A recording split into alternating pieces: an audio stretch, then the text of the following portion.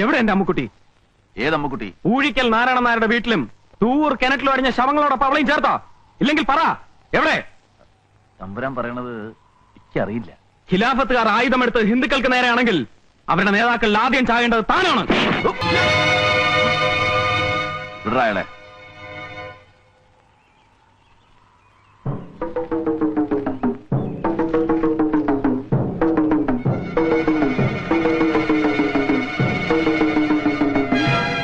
തമ്പുരാൻ, എങ്ങാണ്ട് ഏതോ മാപ്പിളാർ ഹിന്ദുക്കളെ കൊന്നു പറഞ്ഞ് ഇന്റെ നേരെ തോക്കെടുത്ത നിങ്ങള് ഹിന്ദുവിനെ രക്ഷിക്കാൻ വേണ്ടി ജീവൻ കൊടുത്ത ബീരാനെന്ന മാപ്പിളയുടെ മോനാണ് ഞാനെന്ന കാര്യം ഓർത്തോ? വെള്ളക്കാരെ ഒതുക്കേണ്ടി വന്നതിൽ കൂടുതൽ നാട്ടുകാർക്കിടയിലെ കൊള്ളയും കൊല ഒതുക്കാനാണ് ഖിലാഫത്തുകാർ ആയുധം കൊടുത്തത്. നേതാക്കളിൽ ആലി മുസ്ലിയാരും ഭാര്യയെങ്കുന്നത്ത് കുഞ്ഞമ്മാജിയും കൽപ്പിച്ചോ അതിന് തന്നെ ആയിരുന്നു. എന്നിട്ടും അക്രമം നടന്നിട്ടുണ്ടെങ്കിൽ ആ തെറ്റ് ഏറ്റെടുക്കണോ ഞാൻ മാത്രമല്ല, ഖിലാഫത്ത് സേനയെ പ്രവർത്തിച്ച എങ്ങൾക്കില്ല അതിലൊരു പങ്ക്. പറയണം തമ്പുരാൻ, ഇല്ലേ?